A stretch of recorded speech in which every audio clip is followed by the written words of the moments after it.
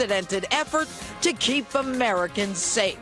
You want to be in America? Go stand in line. Go do it the way our ancestors did it, and most people's ancestors did it. Plus, extreme vetting, sanctuary cities. Rudy Giuliani live to discuss how the new president is changing the game. It's a packed justice, and it starts now.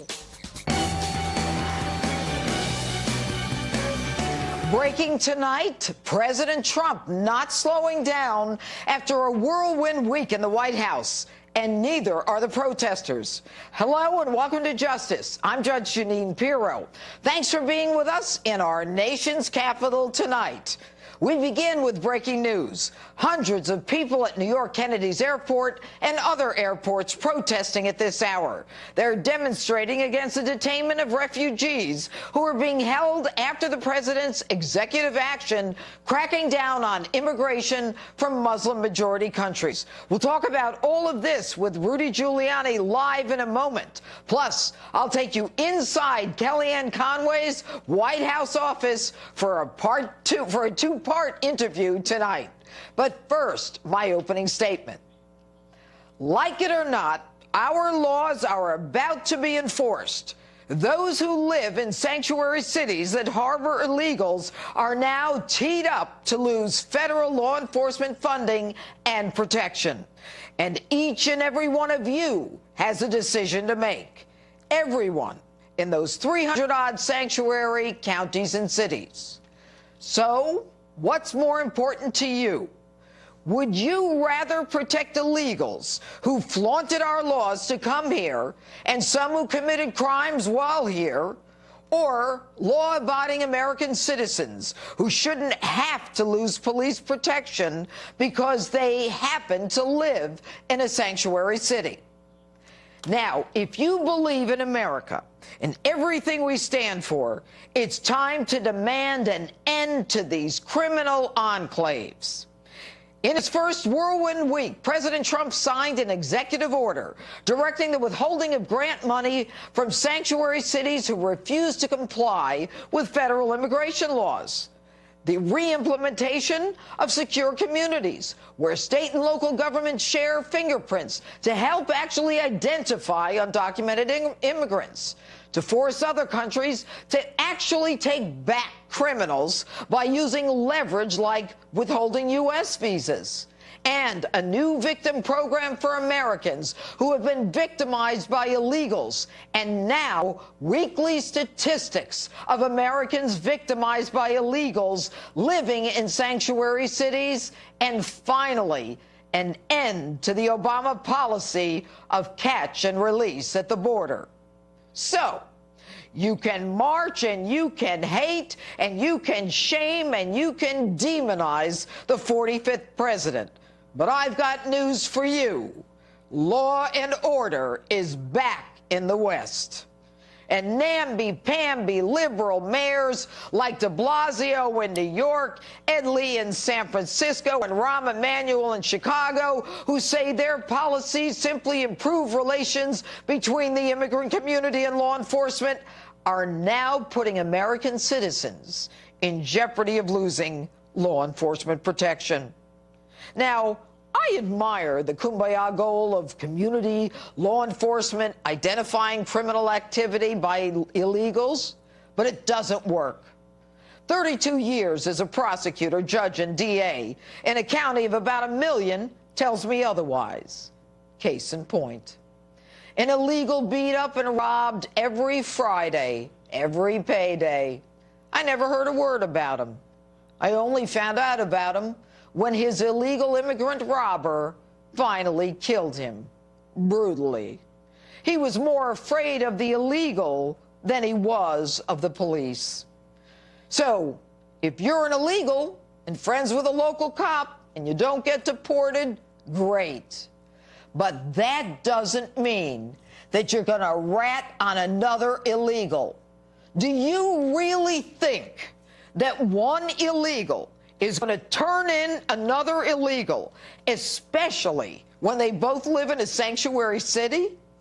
The victim knows that the criminal illegal is only going to be cut loose anyway. The sanctuary city promised not to deport him and the illegal. And an illegal smart enough to avoid apprehension to get here in the first place knows that the criminal illegal has a sanctuary haven forever.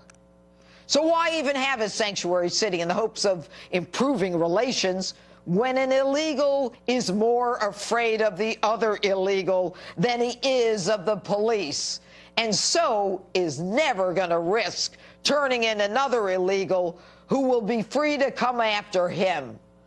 The whole thing is a farce.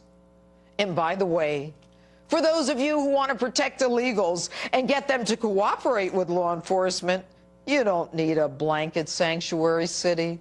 The law is already in place. It's called a U visa. I used it as DA. If you're illegal and you want to report a crime, this is a visa that protects you and allows you and your family sanctuary from deportation. It's already the law. So in the end, sanctuary cities are safe havens for criminal aliens and not their innocent victims, legal or illegal. Juan Lopez Sanchez, deported 5 times, a career criminal, the one who killed Kate Steinle, admitted he actually came to San Francisco because it was a sanctuary city. How many parents do we have to parade in front of you to show you the loss of lives by those protected by these liberal mayors? And now Mexico gets in the mix, and they say that a wall and a crackdown on illegal immigrants is an affront to Mexico. Really? They actually want us to have sanctuary cities. I have an idea. How about Mexico pay a tax on the billions of dollars that are sent to them by the illegals working here? Or better yet, maybe Mexico should change their laws so that if you cross their border illegally, you aren't sentenced to 10 years in jail. And what makes Mexico think they have a superior right to protect their sovereignty than we do? So enough of this benign-sounding sanctuary city nonsense that protects criminals. At what point do we stop the killings and the violence? Are you actually willing to risk it all to protect the criminal illegal? And who would you put in that spot? Who would it be okay to lose? Your son? Your mother? Or as Steinle did, his daughter, Catherine, who died in his arms as she walked along the San Francisco pier with him?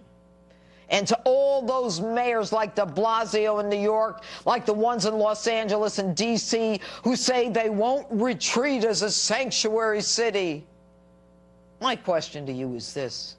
Who put you in office? Who did you take an oath to protect? Do you understand that the first order of government is the protection of its citizens, American citizens? That's your job. So you have a decision to make.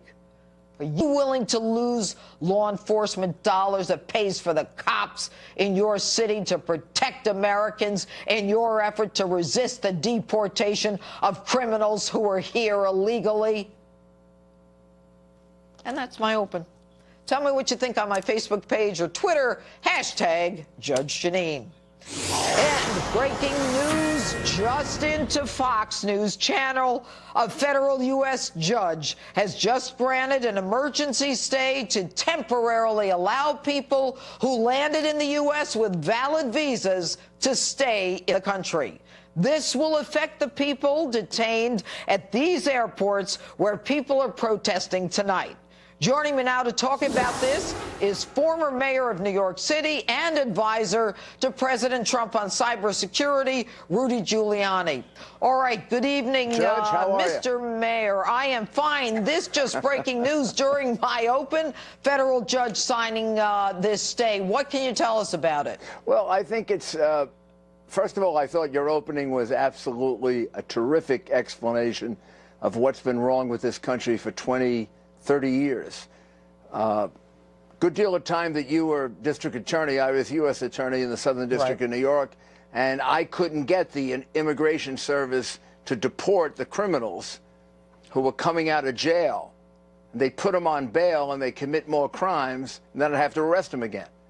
And it's totally absurd. What Donald Trump wants to do, what Homeland Security wants to do under him, is focus on the criminal illegal aliens and get them out of the United States. Who possibly could object to that? I have no idea what these mayors are thinking about. I don't know what they're thinking about either.